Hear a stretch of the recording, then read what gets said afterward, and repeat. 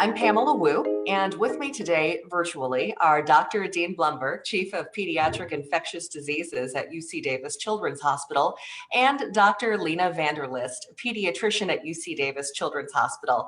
Together, they are the co-hosts of the podcast Kids Considered. Today, they're here to answer questions about COVID and kids, from schools to vaccinations to their mental well-being during this truly unusual time. Doctors Blumberg and Vanderlist, thank you for being with us. Thank you. We're so happy to be here. Thanks. Let me ask, first of all, how you are finding your little patients are weathering these times. Dr. Vanderlist, let's start with you. Yeah, well, it's really hard to even comprehend the enormous impacts that COVID-19 is going to have on kids and families. But we are starting to see some data come out, and definitely I'm starting to see in my own practice the effects that COVID has had on kids. So we're seeing that social isolation has really increased mental health illness in our teenagers and even younger kids. And I know we'll talk a little bit more about that later. I personally am seeing the rates of childhood obesity increase. We know that many kids relied on free and reduced lunch at school. And so not having some of those more nutritious options, I'm definitely seeing the impacts of that. I'm seeing kids that had some learning disabilities or speech delays or were English second language learners falling even farther behind. And, kids don't exist in isolation. They exist in their family unit. So when parents are losing jobs and income, we're seeing the effects of that passed down to the kids. It's not all bad. There are some benefits. So I think parents with new babies are able to stay home with them maybe a little bit longer and breastfeed a little bit longer and do all of that. And some kids are doing really well learning remotely, definitely the exception to the rule, I would say, but some kids are. So it's not all bad news, but there have been really enormous impacts from this. How about you, Dr. Blumberg? What is the general sense among your patients and their families? Yeah, well, I would add to what Dr. Lena said, and that it's also so stressful for the families, especially for working parents who are trying to work from home and help their children distance learn, and they just have extra responsibilities during this pandemic. So it's really just so disruptive all the way around. How is this disruption affecting different age groups differently, say preschoolers versus teenagers? Dr. Lena? Yeah, well, I think the younger kids, they're not in school yet if they're before kindergarten, and that may be easier for them. You can do art projects, you can go outside, but for parents, this is posing to be extremely difficult. So we've seen a lot of specifically women in the workforce have to leave or reduce their hours to care for young children. And then as you get older, just like Dr. Dean said, you have to have parents that are assisting on distance learning. And so the age groups, that they're different in each way, and each family and each kid is going to be different. And some are finding this to be easier, and some are finding this to be extremely difficult. And I just can't tell you how many times I've heard that this really disproportionately affects mothers more than fathers, that Indeed. It's the women who are really having the increased responsibility. They're the ones who feel more responsible for the children. And I think that's our societal expectations also play into that, and that they're the ones who are spending the extra time helping their children distance learning. I'm sure that in different families it works differently, but as a general rule, that's what I'm hearing, is it's much more stressful for women than men. When it comes to families who are weathering this storm fairly well versus those who are having a really hard time, which factors are helping or hindering their ability to cope?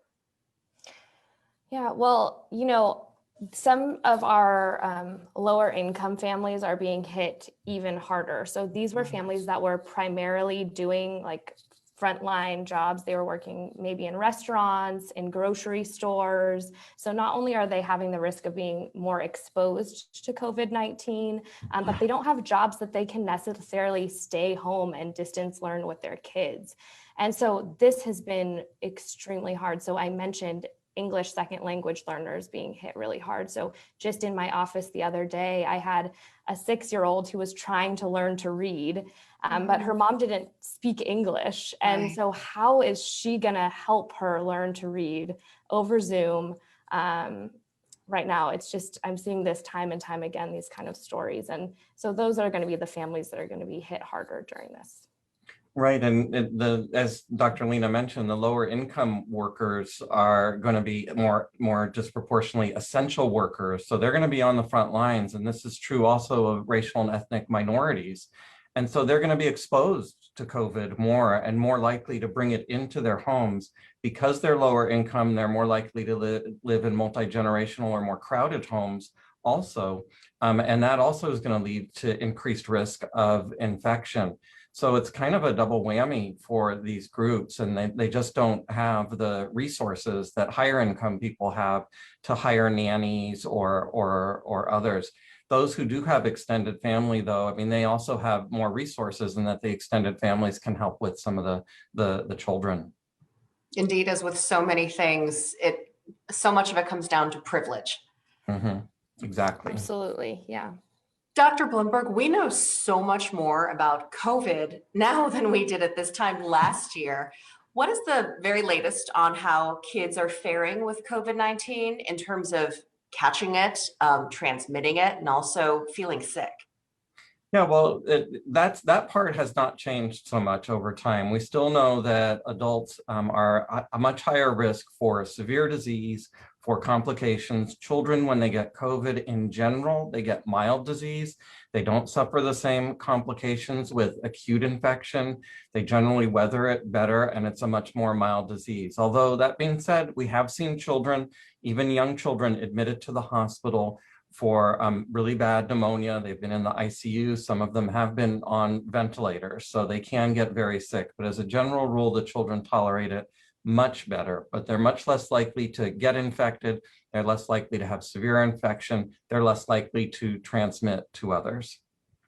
Is there a certain age at which that seems to wane, like as they start to become adults?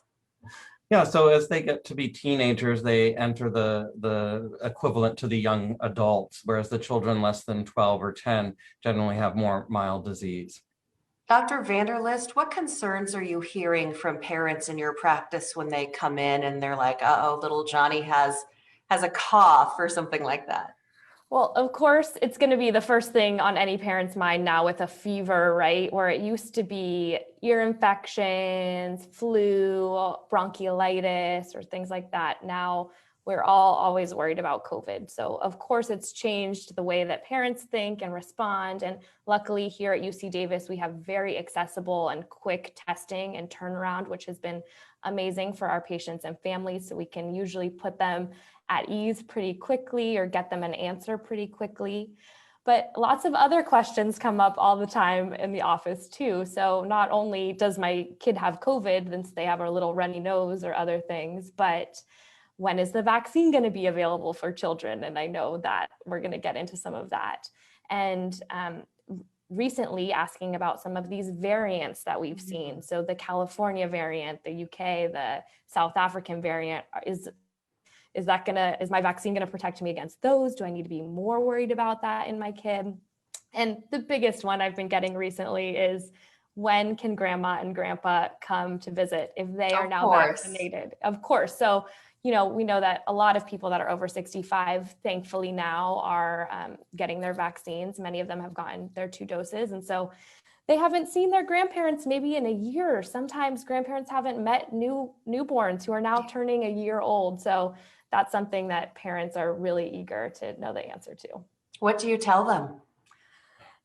I'm gonna, Dr. Dean, I'll defer to him too, but I think that we know that when you have 2 doses of the vaccine, your risk of severe infection is quite low, infection that would require hospitalization. And so, there's always the chance that if they come to visit or they fly on an airplane, that they could be asymptomatic carriers. And so if you in your home are not vaccinated because you're younger and you're a low risk group, there's always the chance that they could expose you. So you have to know that risk. And of course, you could still carry it and you could potentially still expose your loved one that's been vaccinated, just knowing that the risk of infection for them is much lower. Dr. Dean? Well, I think what Dr. Lena is mentioning is that, we all have different risk tolerances and we don't have complete information and nothing is 100%. So even people who have the same risk tolerance and have the same information will make different decisions based on individual circumstances. So I think this does come down to getting all the facts, being educated, and then making your decision as best you can. We have a question from the audience at this time. It says, does being celiac or having celiac disease put kids at higher risk for COVID or worse symptoms? I'm not aware that celiac disease predisposes to worse symptoms, but patients with celiac disease may have altered immune systems, and so theoretically could be at increased risk. So although we don't have firm data on that, I would consider that a higher risk condition and that they might be at increased risk for complications from COVID. The second part of the question asks the same about asthma, whether it puts them at higher risk or if they get COVID, if it's going to be worse for them. So asthma, we do have much better data on that, and that clearly is an increased risk for severe disease. So anybody with asthma, really, we encourage to take full precautions, the masking, the social distancing, to avoid disease. And if you are in a group that's eligible for vaccination, then we would highly encourage that. For a few kids, COVID can become very, very serious and become a multi-system inflammatory syndrome. Dr. Blumberg, can you explain what that is? Yeah, so this isn't from acute infection. This follows acute infection by 3 to 4 weeks, and it causes this immune dysregulation. The immune system really just goes overboard, and these children present very sick with high fever, and then often have rash and multi-system disease, meaning several different organ systems are involved, including the gastrointestinal system with abdominal pain, vomiting, diarrhea, and often the respiratory system with oxygen, maybe needing more oxygen. And then they often can affect other organs like the heart. And so these patients can be very sick with poor cardiac function and often end up in the ICU. It's really scary to see how sick these children can be. Do we know what the risk factors are for that? We don't know what the risk factors are, but we do know that this occurs 3 to 6 times in Black kids, and it occurs up to 2 times as much in in Hispanic kids, Latino kids. So overall, I mentioned earlier that it happens to a few kids, as you've mentioned, overwhelmingly kids tend to fare okay with COVID. But just how rare is it, and is there an age range that it targets? It can occur at any age, even young kids, and it's even been reported in adults, but the most common ages are between 4 and 12 years of age. And so far, the best data that we have shows that it's about 1 out of every 10,000 children. Okay, so quite rare then, but we've seen a few cases in our children's hospital. Oh, more than a few cases. Yeah, we've seen many cases, and these cases, since it occurs 3 to 4 weeks later, we'll see our surge of cases of acute COVID, and then we know in 3 or 4 weeks that's when we're going to see a surge in these Miss C cases. But wow. It's like, I know a lot of parents as a primary pediatrician will come in after, or I'll get messages after the kid is having some mild symptoms after they've recovered from COVID. These kids are really sick, right? So usually I tell parents that you don't need to worry that like a little bit of a fatigue or mild symptoms after COVID is this Miss C. These kids are going to look really sick with those symptoms that Dr. Dean mentioned. Yeah, thank you, Dr. Lena. That's perfect, because that's what's exactly right, is that parents are not going to miss this. These kids are going to be so sick that the parents will bring them into the emergency room. And I don't think we're ever going to see a delayed diagnosis of this. These kids are going to show up and get health care right away. Both of you have mentioned receiving lots of questions from curious families about vaccines for the whole family, vaccines for kids. Where do we stand with that at this time? Yeah, so the Pfizer-BioNTech vaccine, they've completed enrollment for children 12 to 17 years of age. So we're waiting for data from that age group before they go down into the next age group, which is probably 9 to 12. And then after that age group, they'll probably do 6 to 9. So we normally study these vaccines in that stepwise fashion. To make sure that the dose is appropriate, that there's no unusual side effects following immunization, that the immune responses are robust so that we would expect protection. The Moderna vaccine is enrolling in the 12 to 17 year olds. Johnson & Johnson vaccine, which was just approved for emergency use authorization by the FDA, that vaccine, they plan to do studies next month. And then the Oxford AstraZeneca vaccine, which is approved in the UK, they're already doing studies down to 6 years of age. Yeah, it's amazing. And the Pfizer vaccine, always correct me if I'm wrong, Dean, was studied in kids 16 and up. Right. And so that is available for children 16 years and older. The Moderna vaccine is for 18 years and older, and the Johnson & Johnson's also 18 years and older. So there already are some kids that have pre-existing conditions that put them at increased risk of severe COVID. You know, you think about things like kids with Down syndrome or underlying lung issues, and those kids may already be eligible for receiving the vaccine. Dr. Lena, you seem to have some pretty savvy families in your practice. Are you getting lots of questions about like, when can my child be vaccinated? Yes, and as a pediatrician, of course, I absolutely love that because the more people that we get vaccinated, as you know, the closer we are to herd immunity and to getting back to normal. So I completely encourage those questions. Here at UC Davis, we will make sure to reach out to you as soon as you're eligible for your vaccine. So I always tell them that, especially parents, you know, where I'm not their primary care provider and maybe closer to getting it than their kids are. And, you know, a lot of them wonder what the timeline is going to look like. So, Dean, I wonder if you know, I did see some articles that thought maybe fall for some earlier some of the older kids in that age range might be when those vaccines are approved for maybe 12 and up. What do you think? Yeah, exactly. Yes, I think 12 and up, maybe by fall. I think for the 5 or 6 year olds and up, that'll probably be next year, 2022. We have another question from the audience. It asks, do you think that having COVID-19 in your history, having had the infection, could that lead to increased rates in asthma later on down the line? I'm not sure about that. We know that with some viral infections like RSV, respiratory syncytial virus, if children have that at a very young age when they're toddlers, that does increase their risk of wheezing later on in life. So it's possible that this viral infection also might. But I would expect that that would only be true if children were infected very early in life, certainly within the first 5 years. I haven't seen that with other viral infection, respiratory viral infections, like in kids older than 5 years of age. So I don't anticipate that. We are discussing COVID and kids with the hosts of the Kids Considered podcast, Doctors Dean Blumberg and Lena Vanderlist of UC Davis Children's Hospital. We're going into the second half of our conversation now. Let's talk about kids' mental well-being and school as well. Studies have shown during the pandemic that there's been an uptick in kids with suicidal thoughts and other mental health issues requiring treatment. And I'd like to hear from each of you and have you weigh in on that. Dr. Lena, let's start with you.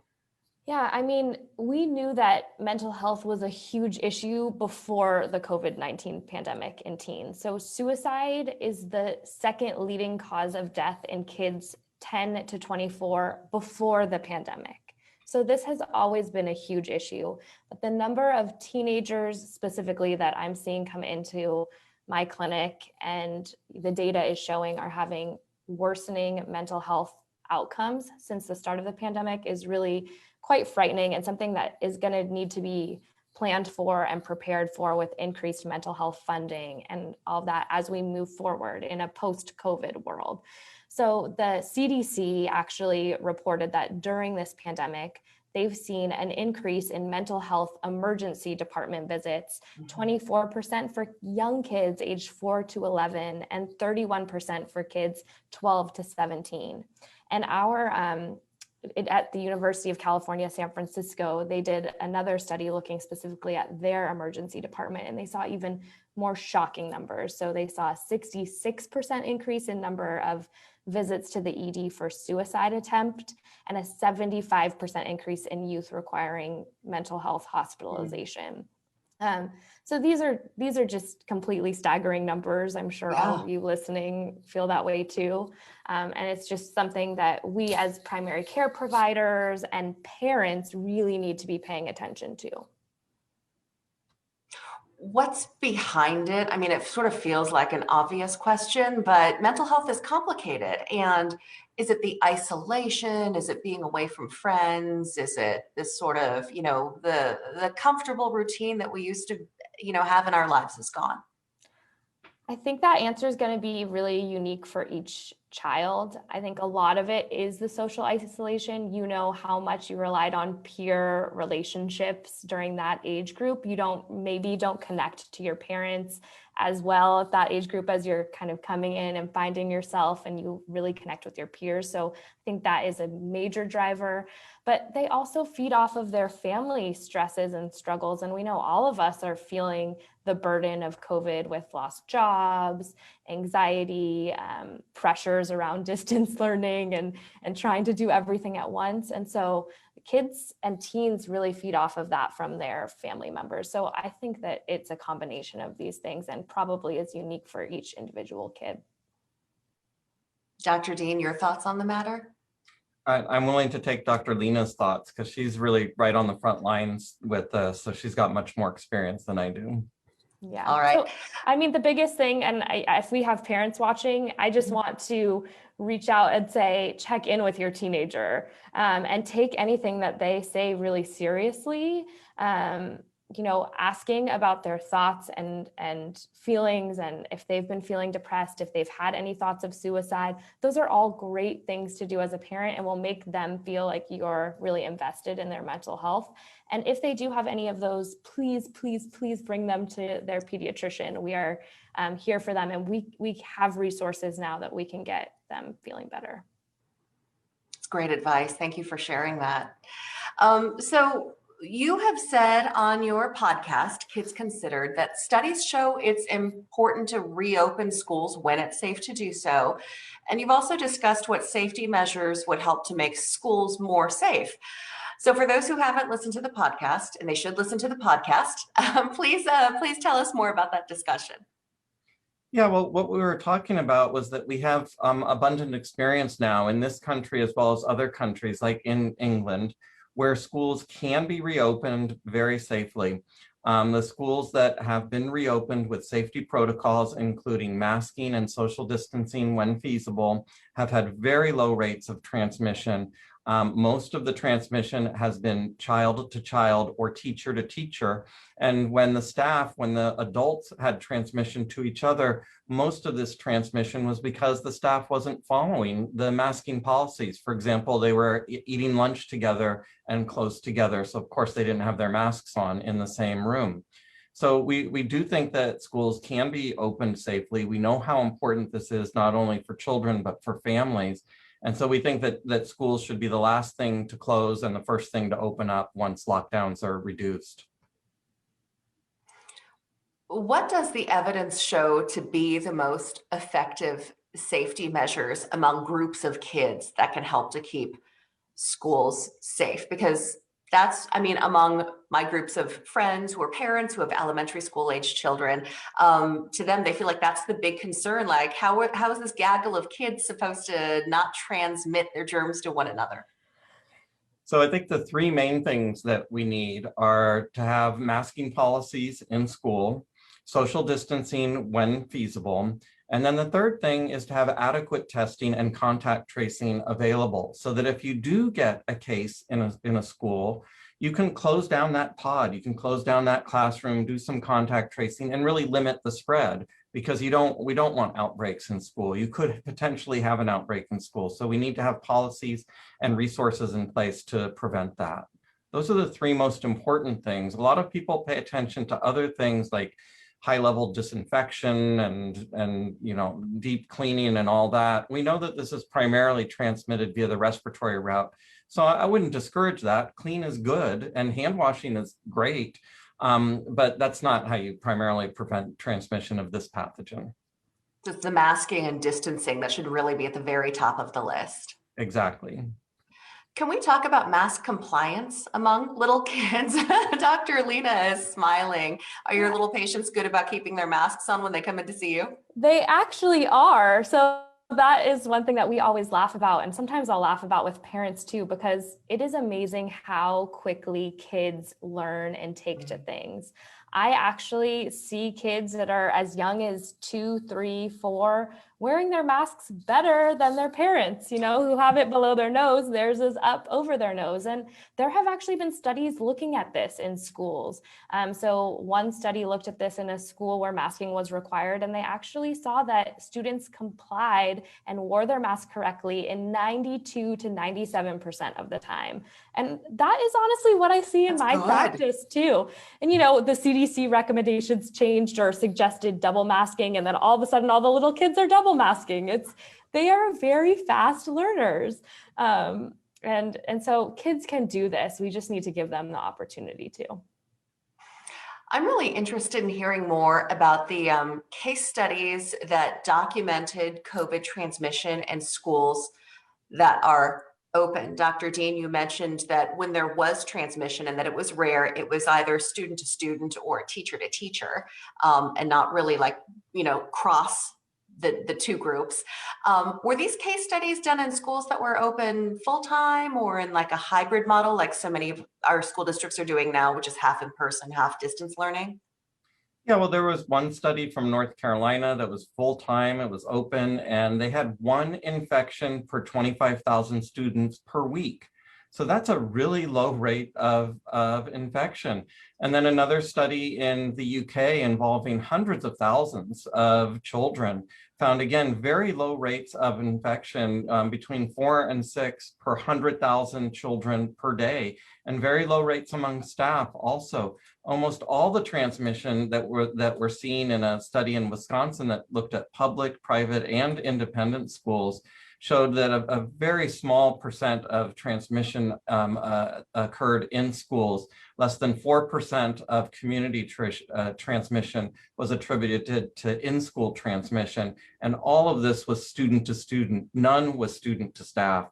So we know that schools can be open and it can be very safe for children and for teachers and for staff and other administrators to be in these schools. And that's why pediatricians are really gung-ho about reopening schools and getting children back in that environment.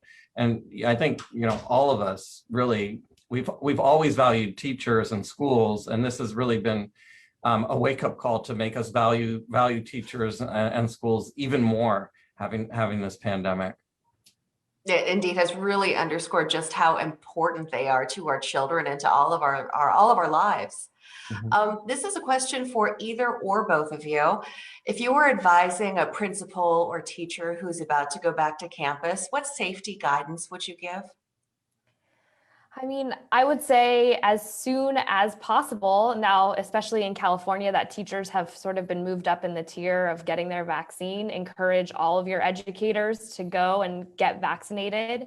And the biggest thing, I think, as Dean highlighted, is the masking. So make sure that you have appropriate masking, that you're enforcing an appropriate mask policy within your school. If you are going to eat lunch with other staff members, make sure it's outside and you guys are 6 feet apart before you take that mask off.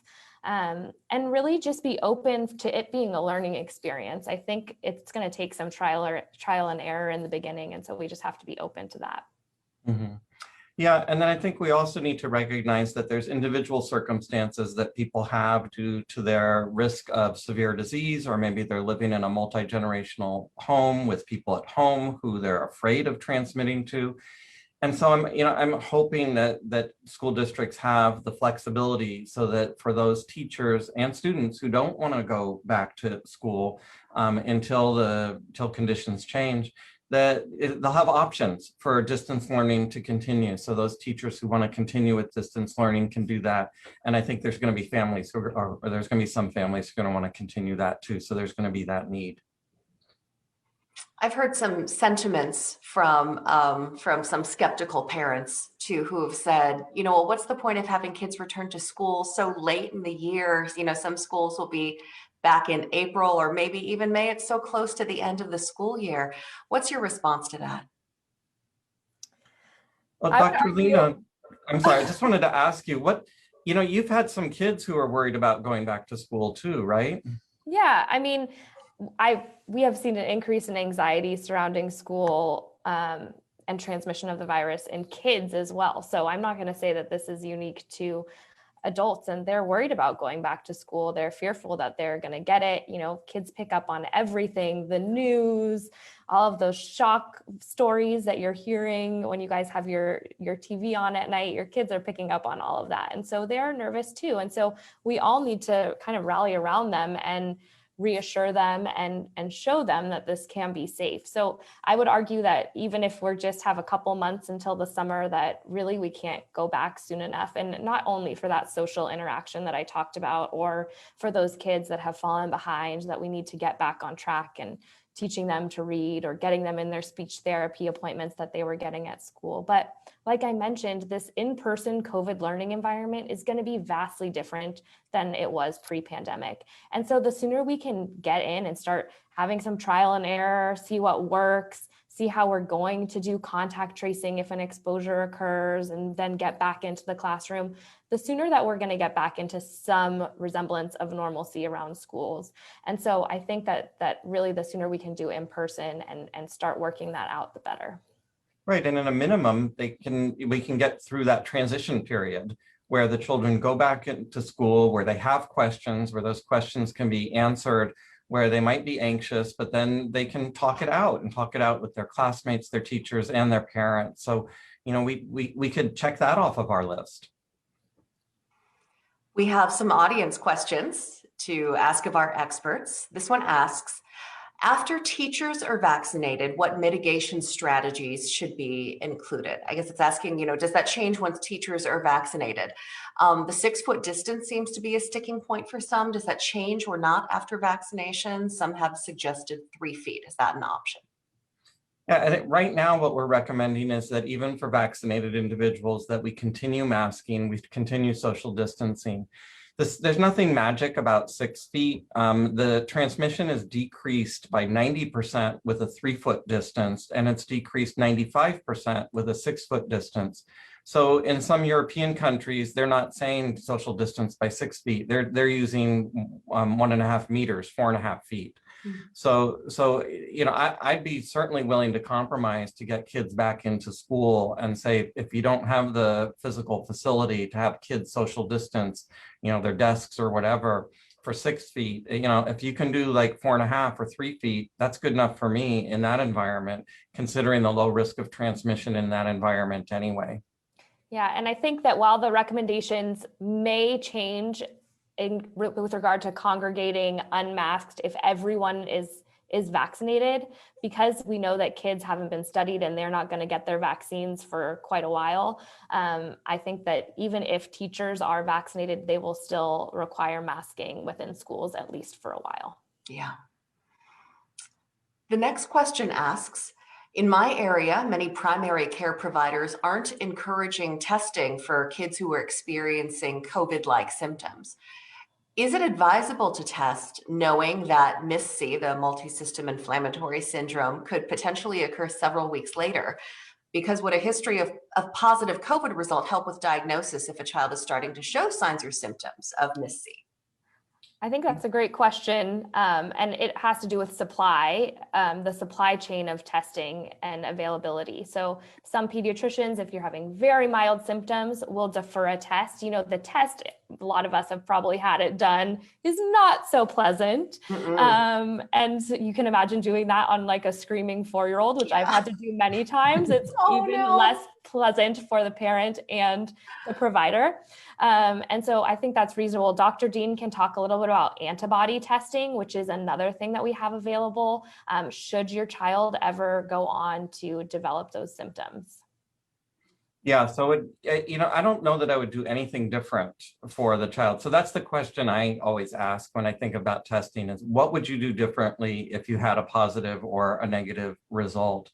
And, testing a kid now because of potential miss-see later, you're not going to delay that diagnosis at all because these kids are clearly really sick.